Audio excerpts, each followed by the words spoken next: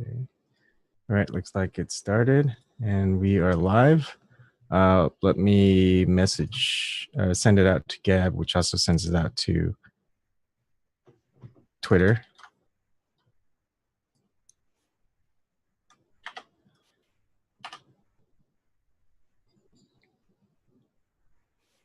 Okay.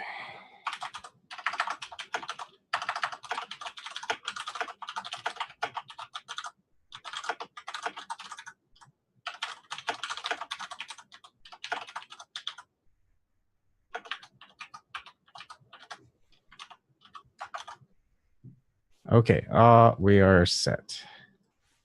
Okay, so right. Welcome, Chuck Morse. Thank you for coming on, and I guess go ahead and introduce yourself to people who may not be familiar with you. Thank you, Ebon. I appreciate the invitation and the opportunity.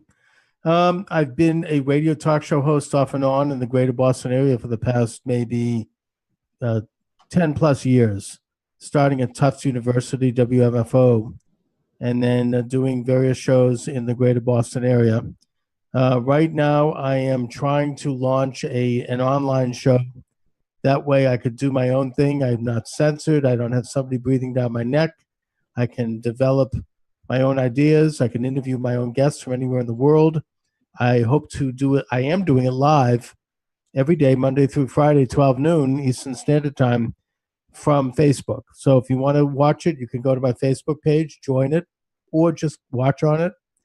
And you can also join the conversation either by text, which I'll read the text over the air, or you could click on a code and actually come on the show literally, just like you and I are doing now. Mm-hmm. So I can see you and the audience can see you. And the program is then archived on YouTube, on iTunes, Stitcher, Google Play, TuneIn, all these other sites. And my goal, again, is to build back an online audience. It's kind of a comeback for me. I was on the USA Radio Networks for a couple of years, and then they let me go about a year and a half ago. Mm-hmm. They changed formats. They went to a lifestyle format, which is not me. Yeah. Not everything against it, but it's just not my kind of deal. So I'm trying now to begin to explore the possibility of rebuilding an audience. I mean, you know as well as I do, I'm sure, as a radio host, that talk radio is like a disease. You just crave it. I mean, you want to make that contact with people. You have this strange desire to communicate with other people and get your ideas across and all that good stuff. So I missed it, and now I want to get back in it by doing what I'm doing. Yeah. And I noticed, I'm not really a radio show host or anything, but mm-hmm. just talking to people. You don't see that in anything mainstream media or any of the morning hosts. It's all celebrities. It's all politicians. It's all these so-called experts. Just normal people. You can't really have conversations. Yeah, and the other thing I've noticed is that all these big shows now, they don't take callers too often. And they only subscribe, especially the liberal ones. I mean, they rarely will take a caller. And, the whole purpose of talk radio is to get the caller right off the street, mm-hmm. and let them be heard. And whatever goes, whatever happens. The late Jerry Williams, who I look to as a mentor and who I actually brought on the air in the final months of his life, he practically patented the whole medium. I mean, he did an amazing show. He'd go on the air for 3 hours a day, just him, and open the phone lines, and it was incredible. And that's what I'd love to do. Yeah. And I think it's needed, especially now. Right now, it's such a ideological battleground. I mean, that's a battle that I want to have. I want to get in it. And and I totally get the fact that you have very different opinions and that it's become more accentuated than ever, especially since the election of Donald Trump. And I'm fascinated by that. And I want to engage with people of all sides and bring them together and really have it out. We don't have to agree. In fact, I expect not to agree. Yeah. But at least be heard and at least have an opportunity to present your arguments, and let people make up their own minds. Exactly. And it reminds me, when you're just talking about how liberal media doesn't take callers, if they do, they screen the calling people and their questions. Case in point was NPR. I called them because they had, who's the guy that replaced Jon Stewart on the Daily Show? Oh, Trevor Noah? Trevor Noah, yep. So they had him as a guest, and I called in, and they actually picked up, and I was excited. And I was like, all right, I can ask Trevor Noah a question. So I asked the question of, is there anything that that Trevor Noah can't talk about on the Daily Show? And they wouldn't let me ask that question. They go, I'm sorry, they don't want you to ask that question. And then they said, but thank you for calling. And that was it. And I was like, really? It's very carefully screened. Yeah. And so how can you really have a good conversation when you can't even, whenever a topic or something that you want them to talk about just gets screened, and they just continue on with their narrative and don't get any feedback from the listeners? Well, that's right. And liberal radio does tend to be extremely censorious and controlling, and they want to know in advance what you're going to talk about, and they decide whether you go on. That's quite typical. I mean, I've heard that story numerous times over the years. I mean, that's how they operate. So, so you've been in journalism for a long time. Did you see, like, it has, I mean, I think things are a lot different than they were a long time ago. Did you see all these changes coming about? Did they happen drastically? Like, how did it all? You mean technologically, or do you mean like in terms of politics or ideologically, or how do you mean that? Probably ideologically and politically, because well, I can tell you, I've noticed a vast change, and I'll give you a good example. My first radio gig was at WMFO at Tufts University, and that was in 1999, 1998, around that time. I went there. I love talk radio, and they trained me, and they have community hosts there, even though I'm not a Tufts student. And at that time, I had just a great show. And, you know, I was conservative. Everybody there was liberal, basically. And they'd come on the air with me, and we would just have it out, and we'd have a great time. And it was very open and very, they like to call themselves freeform radio. They really were. And I had on big name liberal left thinkers at the time. Noam Chomsky came on with me, Howard Zinn, the late Howard Zinn, Barney Frank, Congressman Barney Frank came on with me numerous times. Eventually, I ran against him for Congress.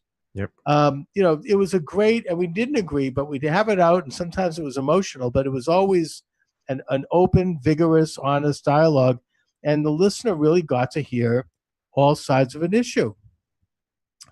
So anyway, after leaving WMFO and doing other things and other radio shows from time to time, I recently went back to WMFO.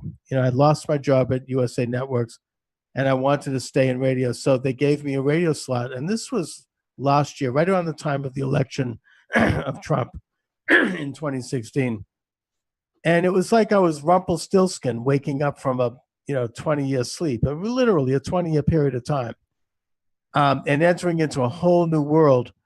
It had become very censorious. There was no more fun. There was no more people getting on the air and just shooting the breeze about issues of politics. People like Noam Chomsky and liberals like that, they don't want, not only will they not come on with me anymore, and I don't think it's personal. I think they just don't talk to anyone that's not of their ilk. But they wouldn't even, they don't even answer your emails. I mean, it's like I don't exist. It's like, this isn't happening. And the station had become, and about maybe several months into the show, I got a note saying that there was a journalist who wanted to do an article about me, and that I was being reported to the anti-bias police because of something I had said. Now, I think that I have pretty good standards. I actually understand that when you're on a college campus, you can't just say anything. You're dealing with students, you're dealing with young people. So, I sort of understand the concept of in loco parentis. But I had discussed the fact that there had been a terrorist attack, and I had talked about it in maybe a little bit more graphic detail than was appropriate. I agree with that. And somebody was upset by that, and they reported me, and the article was very, very ugly and nasty and scathing, and it was not the kind of thing that I deserved. I was called various names in the article. And what that tells me, first of all, because ultimately, I don't care. I'm not a student there. They can't do anything to me. I'm just a community guy. But for the students who go to that college and whose parents are paying 50, 60 grand a year for them to attend, the atmosphere is chilling.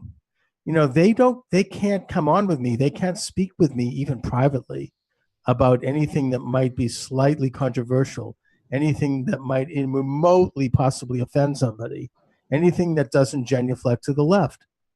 And the atmosphere, kids look cowed. They look bland. You don't see too much individuality anymore. There's all this kind of submission, and I don't blame them. Do they want to be written up by this bias Gestapo? I mean, it could ruin their college career. It could ruin their life. Their parents will have to come in. They could be kicked out of school if it happens too many times. I mean, it could destroy what they're doing. So the result is it's very fascist. Yeah. The result is that people just keep their head low. I've talked about this with tough students off the record, and they've said to me that you just don't go into anything that's remotely controversial. So eventually Tufts responded at the next season, they changed my show time to 3 or 4 o'clock in the morning. So I'd have to drive to Tufts and do a show when no one was there. So I just eventually decided I wasn't going to continue. Yeah. But it just shows your question is, do I see a market difference?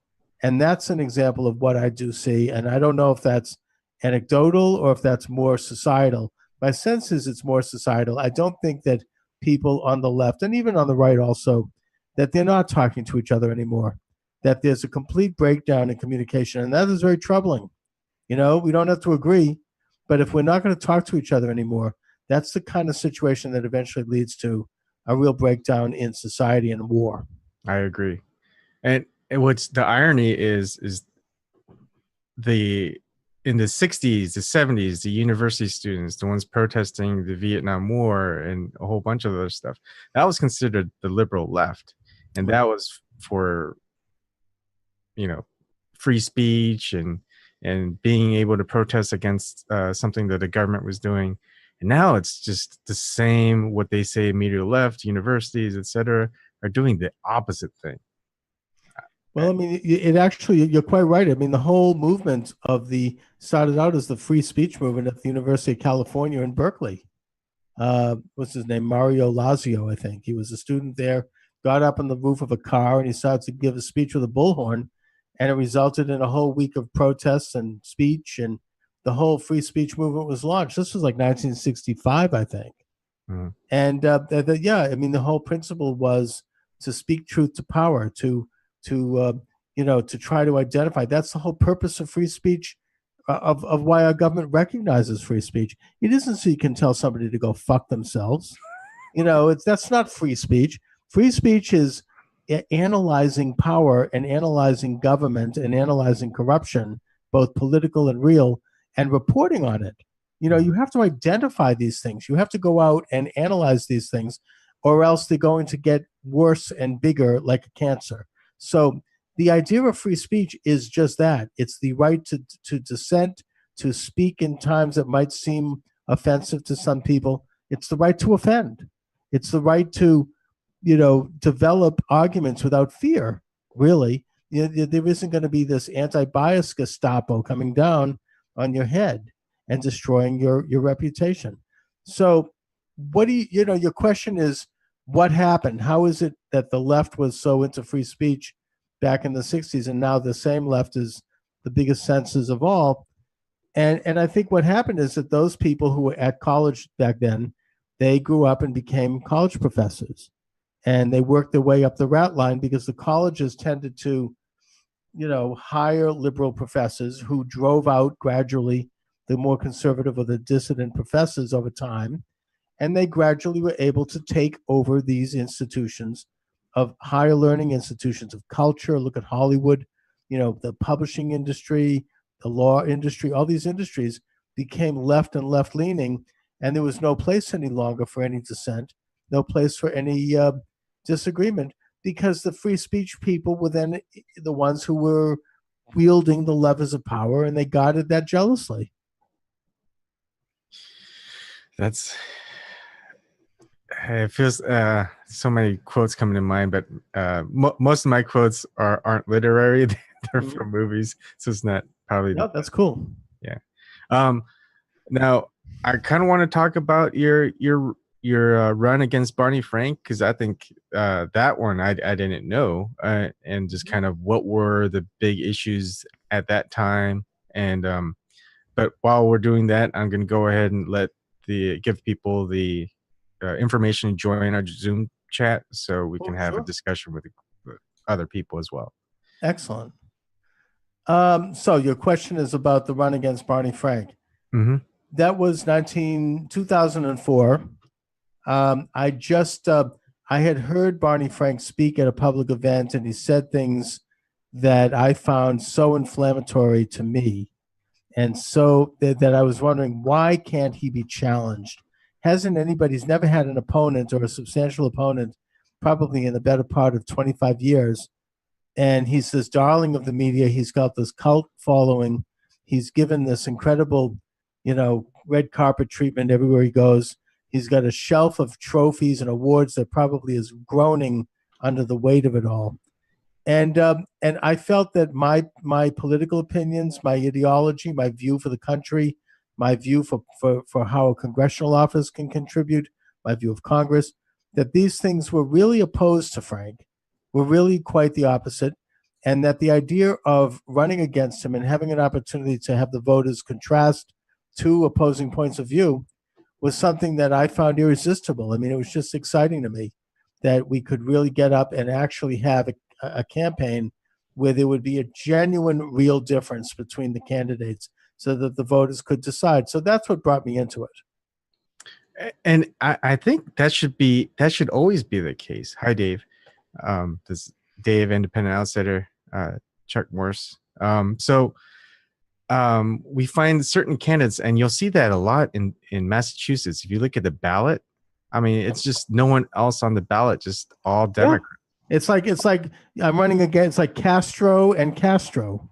I mean, it's crazy, and it's I think it's a civic duty of anyone who has a particular idea that they want to get across to run for an office, whether it be running for school committee or city council or mayor. Even if you don't win, you will have a chance to get your idea over the plate. The media will give you enough attention that you'll get to state your piece. You'll get to introduce something into the public consciousness. You'll perhaps get to debate your opponent and contrast that idea with his or hers. And that to me is the civic responsibility. That's how I view it. I feel I was able to do something as a citizen that made a difference by taking him on. My apologies. That's Stevie. That's Stevie. Yeah, I know. Oh, okay. Yeah. So Dave, Stevie, do you have anything to ask? I actually do. I have started to research different topics, and I am not a journalist by any stretch of the imagination, but I do have some research background, and I do have some background in looking at contracts as a union rep, and I do have my master's of ed. But the problem that I'm having, beyond the fact that the material that I'm working with is extremely depressing, it's just finding the information without parroting other news sources. The story that I'm really trying to look at now is just the development of how child abuse in sports and child abuse / trafficking in general has grown exponentially, and how people have been just ignored, and how it's been covered up for as long as it has, whether it be Sandusky or Hastert or Larry Nassar, or how do we stop it? But it's very difficult to find information on it. I was wondering, Well, I mean, it's a very important issue, and there's actually, I believe I interviewed someone in an organization that talked about international sex trafficking of children. Right. That was unbelievable, and it's a big problem. Not as much in this country, but it is here, and these are very tough issues to get out into the public. People don't want to talk about it. You're quite right. With modern media being what it is, you're in a position where you can do some source research, you can do some online research, you can interview people like we're talking right now, and you can write a book on it and have it published on Amazon and promote it. That's what I've done. I've written 15 books that are all available on Amazon. If you have an issue you care about, research is there's a lot of information that's accessible both online and also by interviewing people. And as I said, if you can spin it into a book and publish it, you'll get that issue out there. It's a very important issue. And it's a very tricky issue because, again, you have to be careful legally, and you're dealing with people, you don't want to make accusations. Right. But, there's a lot coming to light. This whole Me Too movement, I think, has been very good in terms of bringing these things to light. People have a much better understanding of what sexual harassment actually is, and assault is, and sexual molestation. So, I think that's you've got the momentum for that on your side if you want to work on that issue, and I certainly hope you do. I believe too that due process and just cause are extremely important in these issues. You see a lot of news stories where someone is accused. Just they throw the name out there, and the instant that someone's name is put out there, their reputation could very well be tarnished or ruined. Well, yeah, I mean, that's the problem. You have to be very careful not to throw out false accusations. That's called libel. I mean, that's slander. However, there's a lot that you can do in terms of exposing the issue. I mean, a good journalist's article can change the way things are done. I mean, you could look historically, Upton Sinclair writing about the meatpacking industry in the 1920s. Right. It changed the whole industry. It changed the way it helped give, put it into the Food and Drug Administration, and there was more regulation. So, what you're doing is a real social issue, and it's an important one. You have to be careful, as you just pointed out, not to name names unless somebody is already been, unless you can speak to it firsthand. Because, that is an issue of libel. You don't want to falsely accuse somebody. But the issue itself, if you're going to do it responsibly, go for it. Oh, I'm going for it. All right. my first tweet of all time was I don't know if you know Kim Jones. She's from sports. She's from SNY, and she was one of the first ones that broke the Penn State University scandal in the first place. And my first tweet was calling for college sports reform. And I do have some ties to it and background and personal history, but I feel compelled, because to me, listen, speaking to the whole, I've been pounding this drum for a while since it happened last week. Yes, someone should not call Tom Brady's daughter a name on a radio show, but that's jumped on quicker, and someone's actions taken against that person much faster than a Jerry Sandusky or a Larry Nassar, because of the money involved. And that's just that's an insane. It is, and there is money involved. I mean, I get the Sandusky thing because he was like the big deal over there, right? But this Nassar guy, I don't understand that. I mean, he was just some schlemiel. What the hell was he doing that he got this kind of protection? And the fact that he was protected by this while he's like messing around with young girls all those years, hundreds of them, it's really, heads should have to roll on that. I mean, that's it's hard to fathom how he pulled that one off without maybe who knows, there might be more to it than we know. They're talking about now the coach is I believe it's Twistar's coach is being charged.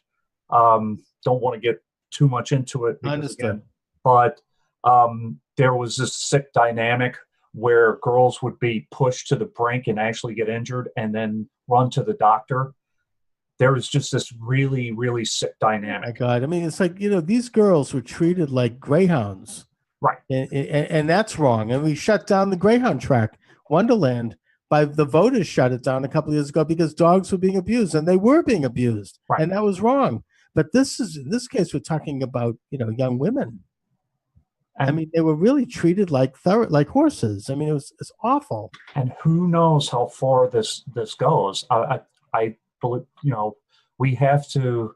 It's not just specific to one sport or to one university. Right. It should be looked at in every single college, every high school, and especially where a college is dealing with younger athletes. Really needs to be across the country reform in my eyes. Well, look, I mean, when something like this happens and it does become so prominent in the public consciousness, not that it's any kind of consolation, but people who are doing this kind of stuff have been put on notice. They're shaking in their boots right now and should be. This guy's going to go to jail for life. He'll probably be murdered in prison. Probably. He'll probably be raped, which he surely deserves.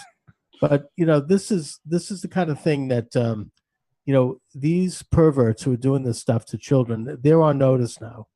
It's always been around. It only gets worse if it's not identified publicly. That's the job of our system. It's the job of you and I, journalists, to report on these things in any way we can, because if you shine a light of day on it, it forces these rats to scurry into the hole. But at the same time, and Elizabeth Leah Voss from Disobedient Media has done some fantastic work too. She did a recent story on Dennis Hastert and how a judge had to place an order or a restraining order on him from being around children unsupervised. I see. I never knew that. My understanding with Hastert was that he was being blackmailed by a young guy that he had an affair with, and that's all I know about it. Which I actually think is a tragedy for everyone involved. But there might be more to that. Yeah. So, Stevie, is there anything on your mind that you'd like to ask or talk about? Stevie's from West Virginia. I like the point that you brought up earlier about civic duty. You just see something that needs to be done, and if nobody's doing it, somebody's got to do it, right? So. Right. What advice would you give to somebody that is maybe wanting to run? Like, what are some tips you would give them, or what are some different types of civic duty if that's not something that's not up everybody's alley? But what are some good ways to express your civic duty? Well, I mean, everyone can find their own way to do things. Right now, my way of doing things is to do my daily my daily podcast on Facebook and speak on issues I care about. I write articles that are published by Newsmax. I write books, which are on Amazon. So that's my thing right now. I ran for office. I recommend other people do the same. As far as media goes, you could do just what you're doing right now. Call a radio talk show, express an opinion, get it out there. That's a form of activism. Any kind of communication which involves exposure of an issue, that's activism, because it gets people to think, gets people to act. But as I mentioned earlier, I actually believe that running for office is an incredible way to get an issue across. If something is going on in your community that you don't like, that you want to change, that you want to reform, you step in, you contact your local Republican or Democratic town committee, and you present yourself and you say, I want to run for whatever office it might be, school board, city council, mayor, Congress, president, whatever. And they'll hear you. They'll talk to you. You can develop a campaign. You could do it with a shoestring, go around, meet people, and start to build the basic infrastructure of a campaign. For local office, it's not that hard. I've talked to people, retirees, teenagers, people whose children have gone off to college, empty nesters who have a little bit of time. Run for office. It's a great experience, and you will be heard. Awesome. Yep. Yeah, I feel like this is my civic duty as well because I've been working full time. I just had a second kid this summer, and it's like, how do you find the time? The only reason I have time is I only get like 3 to 4 hours of sleep. well, your contribution is what you're doing now. That's what you do. That's everyone can do their piece. But it's also hard. It's hard for a lot of people. I mean, it is. They most people don't even have enough time to just sleep after working. Well, if you're in the middle of like the height of your career and your working life, you might want to put it aside for that period of time. Mm-hmm. This is something that's, it actually is for people who either can afford to do it or who have a little bit of time in their hands that they can really devote their energies. I mean, you have to take care of number one first. Yeah. Right. I mean, otherwise you're nowhere. But how do we get people who are poor and not necessarily rich to run for office? Because it feels like the ones who have the time to do it are the people who gain enough capital or nest egg where they can go ahead and run for office. Well, you don't have to be rich. I mean, I'm not rich, and I did it, and I did it with practically no money. I mean, I just. I contacted a few people. I got some volunteers. I started to knock on doors to get signatures. I got my name on the ballot. It didn't cost me anything. It's and sometimes you'll be surprised, even in our kind of corporate atmosphere where big money talks, you can have somebody have an upset victory who has no money. It happens all the time. It's not unusual. Whereas you could have some big fat cat come in with all the money in the world, and they fall flat on their face, because ultimately you have to have some issues that resonate with people. You have to connect with people. You have to be able to go out and give somebody a reason to vote for you, and all the money in the world isn't going to make that happen. I mean, it can help, but I'm just saying you could do it. So are you following the U.S. Senate race of Elizabeth Warren and Dr. Shiva and the Republicans? So what are your thoughts? I interviewed Dr. Shiva. I don't quite know what to make of him. He's an interesting man. I certainly detest Elizabeth Warren. Yeah. I'm not going to make any bones about that. The biggest phony I've ever seen come down the pike in my lifetime. I even for liberals, I mean, I get the fact that she's liberal. That's not a problem. That's fine. But oftentimes you get liberals who they're filled with humbug and they're just fraudulent. She crosses into a line that I think is beyond just that. I mean, here she is. She earned $11 million in her last tax return, and she's complaining about the millionaires and billionaires. And she got more corporate donations to run for Congress in Massachusetts than any candidate in the history of the state. When she talks about corporations, you don't hear her criticize the big fat cat liberal left-leaning corporations like our friends over at Facebook and Google and people like Warren Buffett and Bill Gates and Harvard University that pays no taxes. Bezos. Yeah, I mean, she won't criticize them because they're the owners. I mean, it's just the whole thing is so phony. What she's doing is she's undercutting the ability of a poor schlep like me who's trying to start a business from getting into business, because the high regulations and the high taxes make it impossible. The big rich fat cats, they can get away with it. I mean, Ted Kennedy in his lifetime, he didn't pay any taxes. He had all his money in trust. He could sit on the floor of the Congress and scream to the top of his lungs about taxing the rich. He wasn't going to pay them. The rich don't end up paying them. The people that pay them are the people trying to come up into more success. The lower middle class people that want to get some kind of rebate from their income, what Nancy Pelosi calls crumbs. But what I call money in your pocket that's enough to maybe put some clothes, give your child some new clothes when they go to school in the first of the year. This kind of arrogant attitude from people like Elizabeth Warren, who votes against tax cuts, who considers tax rebates to be crumbs.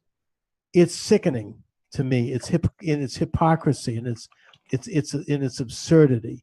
I mean, I don't know if you know about her history, but there's some really, it's the hypocrisy goes very deep. Let's not spend too much time on her. But, so we interviewed Dr. Shiva twice. Once last year when he was running as a Republican candidate, and just recently, like a few days ago, where he's now an independent. Mm-hmm. And we noticed a pretty good difference between when we first interviewed him and we interviewed him a few days ago. And he's a lot more relaxed. He doesn't have to cater to a base of one political ideology. And his main focus seemed to be people-driven focus, where they write the legislation, help with the legislation, talking about the food industry, agriculture against Monsanto, and also being there for the climate change and free speech. Those are like, I mean, he's getting to the point where a few good issues to the table. I mean, he was the inventor, as he's told me, of the internet. Mm-hmm. Right? Oh no, not internet. Email. He invented email.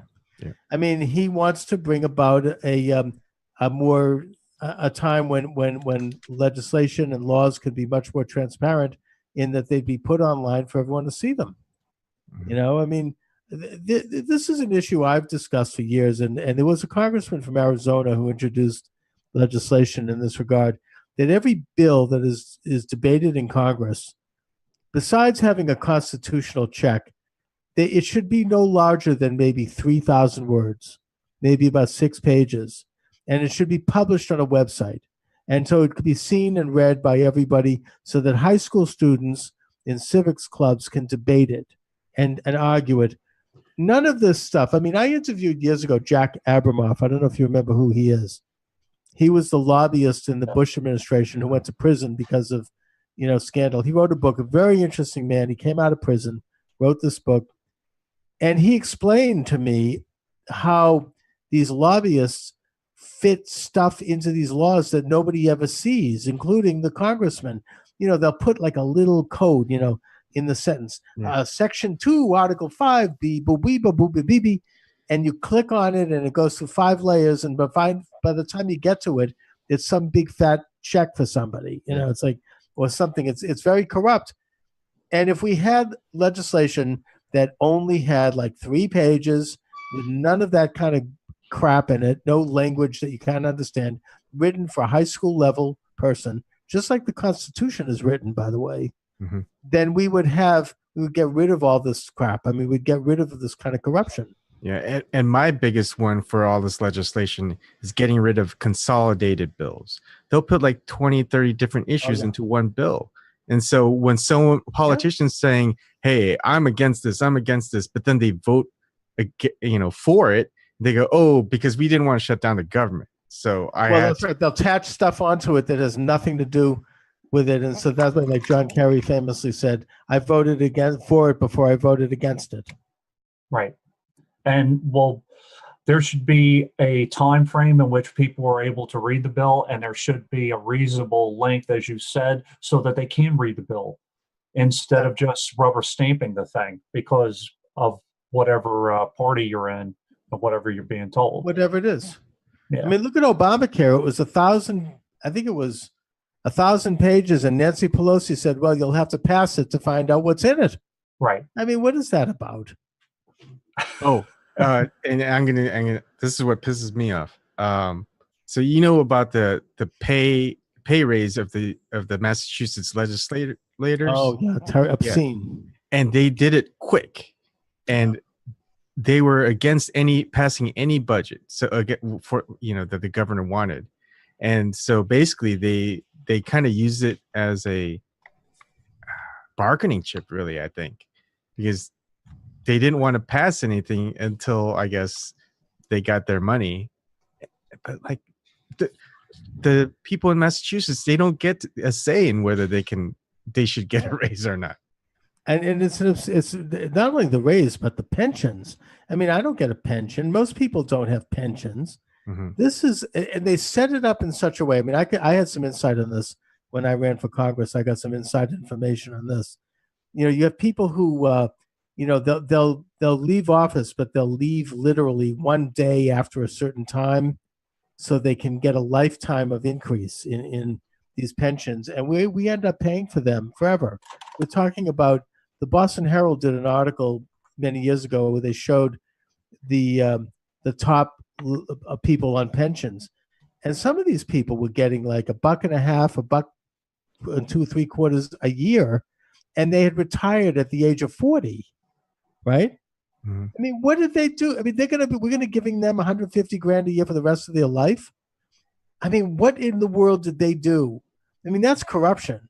I mean, what did they deliver to the people of this Commonwealth that makes it worth that? I mean, it's obscene. Yeah. Back in November, we had a vote on the New York State Constitutional Convention, and our channel did an interview of the Green Party chair, who was really pushing for having a constitutional convention. And the big argument against having the constitutional convention is that they're coming after your pensions. The pensions are protected. So the whole. Now, is this a state constitutional? This was the New York State Constitution. Yeah. So the next constitutional vote could be in 20 years. So in using that rhetoric, they scared people into weakening their own pensions, basically, because they're chipping away at it. And the Constitutional Convention could have potentially bolstered the protections to pensions, to police pensions and to state pensions. So, yeah. Interesting issue, right? Exactly. I mean, there's nothing wrong with giving a pension, but this is obscene. This state is so expensive. It's a small state, and we wonder why it costs so much to live here. It costs more to go to a restaurant here than it does in maybe South Carolina. It costs more to get groceries. I mean, there's a reason for that. It's not an accident. I mean, so I work in Boston downtown, and if I buy lunch, minimum is going to cost $10. That's right. That's at least. I mean, usually it's like $12. The only way I can get it cheaper is I go to Chinatown, and you can get a full meal for like $4. Oh, that's great. Where is that? In Chinatown, in downtown Boston? No, where's the place? Where in Chinatown? Oh, a couple of different places. I go to this one called it's a seafood place. I can't remember right now. But that's good to know, because I'll be there. I'll send you the info. Send me the information. Yeah. So, but interesting talk. Yeah. And it's we have a lot of late nighters, but a lot of people also from the West Coast. So right now they're just getting out of work, getting home, getting dinner. So sometimes our conversations go up till like 3 a.m. typically. And then and Dave is crazy. He does his 420 shows. Dave, you doing a show like this too?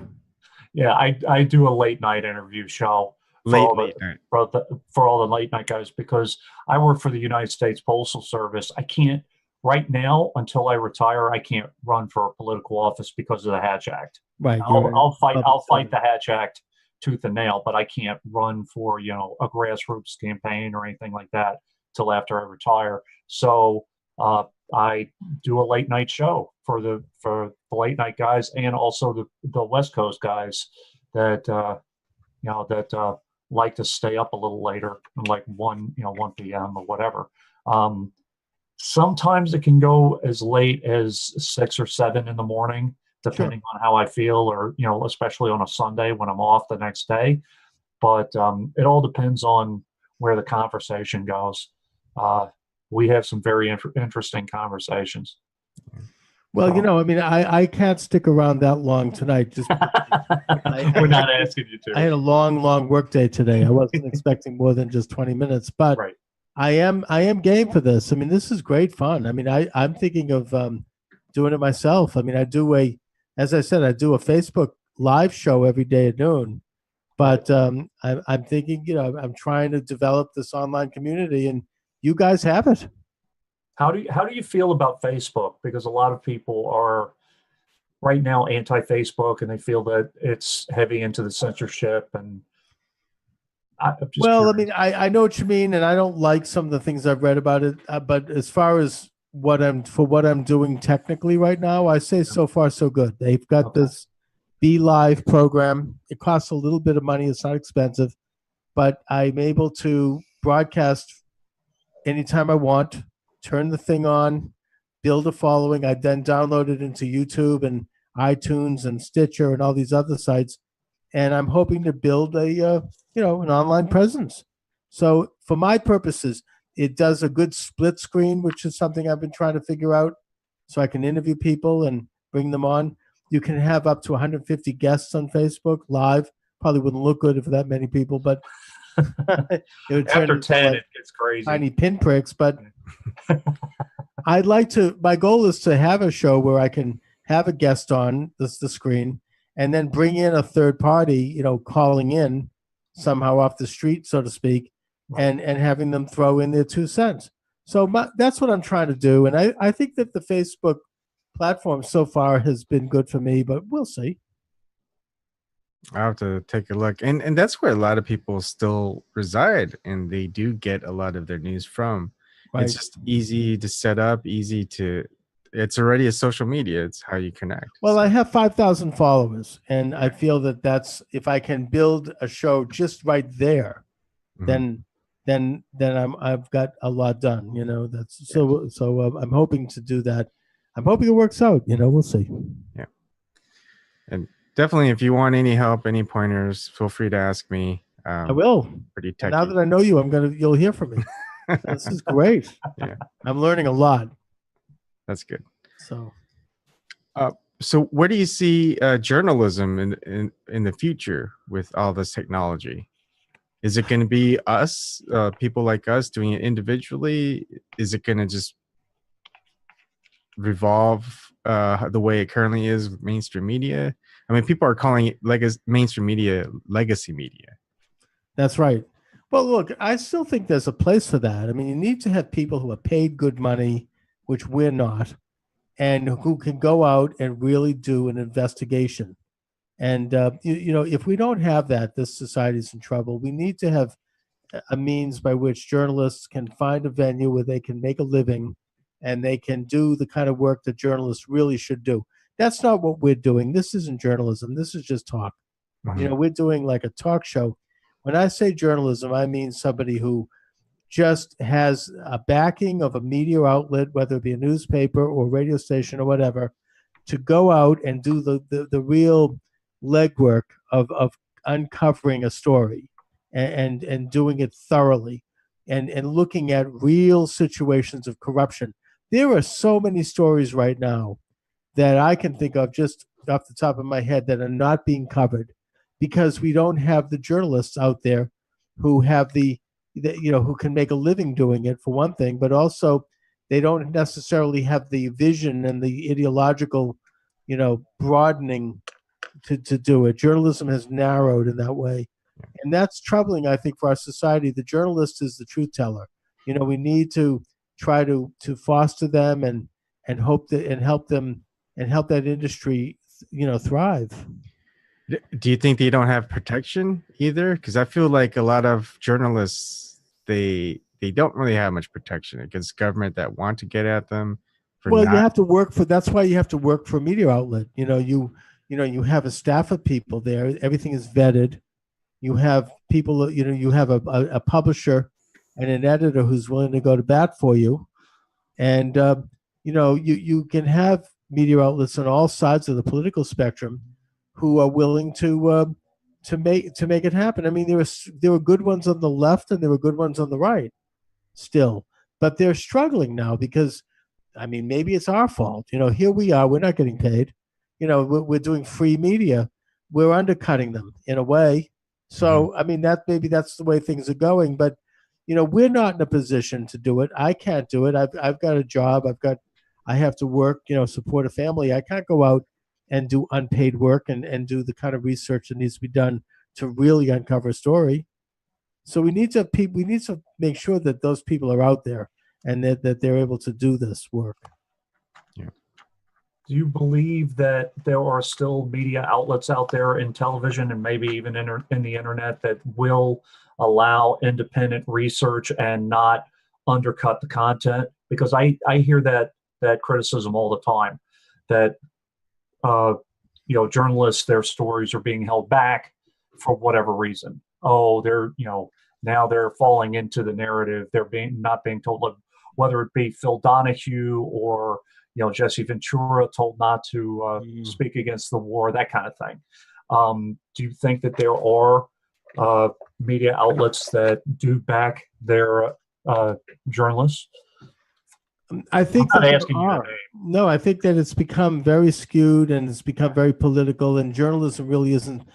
Journalists certainly has their opinions and they have their biases. Everyone does, but they're really, this reporters on. I mean, that's what columnists do.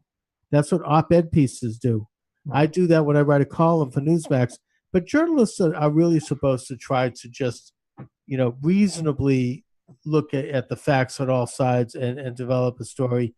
And that's something we're losing, because I think the journalist schools and journalists is now being taught that the journalist is an activist when they really should just be reporters. Let other people do the activism based on the reporting. Once the reporting is done, then you analyze it. You have columnists, you have talk show hosts who will do the activism. Their job is to just get at the truth and to expose it, get all sides of a story. That's something that I think has been lost to a certain degree. And yeah, the way you just said it just clicks in my head. That just sounds right. Yep. I never thought of it that way. But at the same time, we have this great thing called the internet, what we're doing now. We have cable television. You got 30, 40 different stations. Back in I'm old enough to remember Walter Cronkite. I don't know if you remember him. But back in the 60s and 70s, there were only 3 networks. And Walter Cronkite was this guy who would come on and say, that's the way it is. And he would just lay out the news. And we now know from his biographer, Douglas Brinkley, who is a liberal establishment guy who wrote it, that he let the cat out of the bag about Cronkite, that Cronkite was very much a man of the left who crafted the news in a way that fit his image. Now, maybe you agree with him, maybe you don't, but the fact is that we don't want that, because he was in such a position of influence that he influenced, for example, the American involvement in and the ultimate outcome of the Vietnam War. Now, maybe you might think it was a good thing, but the point is that's not his role. I mean, when the Tet Offensive happened in 1968, he portrayed this as a terrible defeat of the South Vietnamese when it was not. It was a victory. He brought the Black Panthers into prominence. They were an unknown little, communist group that he made into a national symbol by his constant reporting. In fact, there were jokes amongst the Panthers that they would watch Walter Cronkite to find out what they were going to do next. Right. He gave them all this publicity. I'm saying that is something that, reporters really shouldn't be doing. I mean, he used his influence. But the point is that today, that is not as much likely to happen, because you don't have Walter Cronkites anymore. We've got so many people in the media now watching, people like you and I, even little shows like mine. We can analyze this and expose it and bring up the fact that there's much more nuance and diversity of opinion than what 1 or 2 people come on and say, that's the way it is. It may be, it may not be, but it's, as far as I'm concerned, it's not the way it is. It's not when he talks. The example that I see all the time, and we talk about it all the time, we even joke about it, is the Young Turks and the Justice Democrat platform. The Young Turks are a news organization, and they are presenting candidates. In my opinion, that is a severe conflict of interest. Now, those are the guys that they do I've heard them on, I think it's Progressive Radio, right? Yes. On Sirius XM. Yeah. And they're presenting candidates. Yeah, Yep. They're supposed to give equal time to all sides if they do. I mean, there are FCC regulations around that. They could get in trouble for that. Well, if I invite like a if I invite Shiva on the show, I'm supposed to notify Elizabeth Warren and give her equal time. Well, it depends. She's not going to come on with me, but that's what you're supposed to do. That I'd love it if she did. Yeah, but there's also, I think they have a nonprofit corporate filing and a for-profit corporate filing.